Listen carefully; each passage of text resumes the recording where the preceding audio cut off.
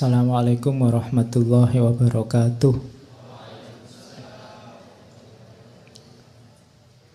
Bismillahirrahmanirrahim. Alhamdulillahi rabbil alamin. Wabihi nasta'inu ala umurid dunya waddin. Allahumma sholli wa sallim wa barik ala habibina wa syafi'ina Sayyidina wa maulana Muhammadin wa ala alihi wa ashabihi wa man tabi'ahum bi ihsanin ila yaumiddin. Bismillah. Mari kita lanjutkan ngaji kita. Malam ini masih di tema alegori cinta ilahiyah. Jadi ini para sufi yang menulis roman percintaan, cuma sebenarnya simbolisme dari cinta ketuhanan. Hakikatnya itu karena mungkin dianggap lebih bisa menarik orang. Lah kalau nanti dipahami hanya sebagai cinta biasa saja Pak, antara laki-laki dan perempuan, ya ndak apa-apa. Karena cinta yang menurutmu romantik biasa itu pun sebenarnya merupakan satu anugerah dari Allah dan merupakan pengantar untuk menuju cinta ilahiyah. Dalam dunia tasawuf itu kan ada istilah puncaknya suluk itu takholak bi ahlakillah, berakhlak seperti akhlaknya Allah. Jadi kita bisa menjalankan apa yang dilakukan oleh Allah. Allah menyayangi, kita sayang. Allah sabar, kita sabar. Allah adil, kita adil. Termasuk cinta.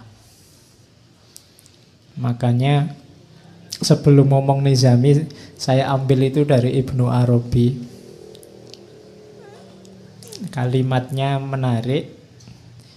Innal hubba al-hakiki bainal basyari huwa al-bidayah lita'arrufi ilallah wasyu'ur bimahabbatihi wa faidhi ato'ihi wa karomihi. Sesungguhnya cinta yang hakiki, cinta yang tulus antar manusia itu adalah awal perjalanan menuju pengenalan kepada Allah. Wasyu'ur bimahabbatihi, dan merasakan pengalaman mencintai. Mencintainya, maksudnya mencintai Allah. Wa faidhi ato'ihi wa karomihi, dan merupakan awal untuk mendapatkan anugerah dan kemuliaan, kemurahan dari Allah. Jadi makanya minggu lalu waktu kita ngomong jami' itu di awal kan ada cerita seorang pemuda ingin masuk ke dunia sufi sama gurunya disuruh pulang dulu, jatuh cintalah dulu. Kalau ada yang tanya dalilnya apa cinta-cintaan laki-laki dan perempuan sesama manusia, Ibnu Arabi ini bisa dipakai. Jadi, tapi cinta ya, bukan pacaran. Biasanya kalian salah definisi. Ya, cinta ndak harus pacaran. Kadang-kadang pacaran ndak ada cintanya, ya ada. Iya. Loh, sekarang pacar sewaan ada loh. Jadi dalam rangka memenuhi kebutuhan biar ndak jomblo, yang penting ada, kan itu ada. Nah, latihanlah mencintai jiwamu biar lembut. Ya sebenarnya banyak. Kalau saya ngomong mencintai ndak harus lawan jenis. Sesama sahabatmu, orang tuamu, saudara-saudaramu, tetanggamu. Sesama muslim, sesama manusia, banyak yang bisa dicintai. Cintailah, belajarlah mencintai.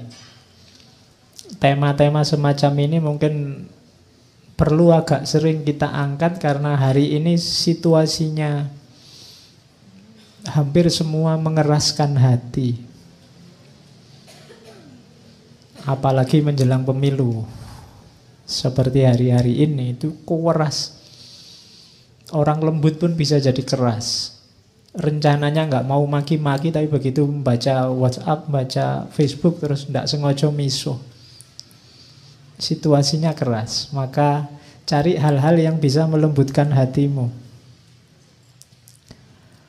Yo, antara lain baca novel-novel rohani, religius, termasuk novel-novel tentang cinta, seperti malam hari ini. Masih banyak yang lain sebenarnya, tidak cuma dua ini. Para sufi itu punya banyak karya sastra yang luar biasa. Kalau di Indonesia dikenal misalnya beliau Buya Hamka. Itu kan juga sastrawan, budayawan, yo ulama. Yang hari ini jarang bisa begitu.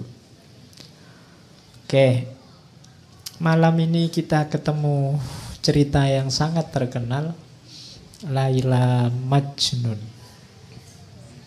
Jadi Laila Majnun ini sebenarnya sebelum ditulis oleh Nizami, nama lengkapnya, nama aslinya adalah Ilyas sebenarnya. Lengkapnya Jamaluddin Ilyas bin Yusuf bin Zaki. Cuma nama penanya Nizami. Kadang-kadang disebut Nizami Ganjawi karena berasal dari daerah Ganj. Daerah Ganj itu sekarang daerah Azerbaijan. Ya, zaman itu masih di bawah Imperium Persia, dinasti Seljuk. Nizami ini anak yatim sejak kecil. Cuma dibesarkan oleh pamannya, disekolahkan. Sangat pinter, menguasai banyak ilmu agama sehingga nanti digelari hakim. Hakim tidak dalam arti penguasa pengadilan yang memutuskan, tapi orang yang ahli hikmah. Makanya digelari Hakim Nizami. Oke, yang menarik dari hidupnya Nizami, ya beliau ini sastrawan, menulis banyak naskah khususnya yang mirip-mirip kayak Laila Majnun ini. Satu lagi yang terkenal, Shirin Khusro. Silahkan dicari juga ceritanya. Malam ini kita bawa Laila Majnun. Nizami sendiri menikah 3 kali. Ya enggak apa-apa toh, kan belum 4. Oke. Istri yang pertama itu hadiah dari sultan. Ya kan. Sultannya sering ngasih hadiah kan, dia dapat banyak. Oke. Dan Laila Majnun ini cerita yang sebenarnya sebelum ditulis oleh Nizami, dia sudah jadi cerita rakyat. Sudah jadi cerita yang lesan, folklore. Jadi orang Arab sudah kenal Laila Majnun, khususnya syair-syairnya. Meskipun ada kontroversi, apakah ini kisah nyata atau kisah rekaan. Tapi jangan salah, di India ada kuburannya. Jejer, kuburannya Laila sama kuburannya Majnun. Kapan-kapan kita ziarah ke sana. Loh ya apa-apa tuh jalan-jalan ke India. Nanti ketemu Sahruh kan. Jangan salah, saya kemarin lupa minggu lalu cerita bahwa Jamek itu hidup dijamin oleh sultan namanya Shahruh Khan di Persia. Shahruh Khan ini cucunya Timur Leng. Ya. Oke, yo Sayangnya ndak bisa nari kayak Syahrukh Khan. Oke, bismillah ya, kita mulai. Ini cerita, ndak usah ditanyakan aslinya ada apa ndak. Malam ini kita ingin mengambil saja hikmahnya, bagaimana cinta ketuhanan itu yang ingin dikatakan oleh Nizami lewat Laila Majnun. Ya, Majnun itu gelarnya, nama aslinya Qais, Qais Ibnu Mulawih, atau ada yang bilang Ibnu Mulawah. Kalau Laila Ibnu Amir. Jadi ini anak-anak muda dari dua kabilah yang berbeda. Ya nanti karena saking gilanya dengan cinta disebut Majnun. Majnun itu dari kata, sebenarnya satu akar kata dengan jin. Mungkin kalau diterjemah letter, Majnun itu orang yang kesurupan jin. Cuma diterjemah jadi gila. Ya, jadi orang kesurupan. Jatuh cinta itu kalau sudah banget kan kayak orang kesurupan, akalnya tidak jalan. Ya, dan secara kimiawi nanti ada penjelasannya. Jadi makanya dia disebut Majnun. Kalau Laila, ya secara akar kata itu ya artinya malam. Ada yang bilang dinamakan Laila pertama karena matanya sangat indah, sangat hitam. Dan yang kedua rambutnya. Jadi rambutnya sangat hitam, pekat kayak malam. Oke, nggak usah tanya, kok tahu sampai rambutnya, berarti Laila nggak jilbaban, Pak. Iya. Nggak usah tanya itu, nanti diskusinya geser. Oke. Yo kamu tanya ustadz-ustadz yang ahli fikih itu. Wong ndak jilbaban kok diceritain. Nanti kamu tanya lagi, Qais berarti ndak sholat ya Pak waktu gila itu. Iya. Oke. Ya itu biarkan ustadz yang lain yang menjelaskan. Nanti kalau ini disebut ndak sholat nanti nggak jadi dijelaskan. Jadi ini dua orang anak muda. Nanti kalau baca Laila Majnun, bab paling awal itu cerita tentang ayahnya. Namanya Umar. Jadi ayahnya ini sampai tua belum punya anak. Melakukan usaha apapun, susah sekali punya anak. Akhirnya berdoa, disuruh tirakatan sama orang-orang dekatnya, dan dikaruniai anak laki-laki yang ganteng luar biasa, nanti dikasih nama Qais. Yang Qais ini idola pokoknya di sukunya. Sehingga nanti oleh ayahnya dia jadi harapannya suku, disekolahkan di tempat yang elit, pokoknya sekolah unggulan kalau hari ini.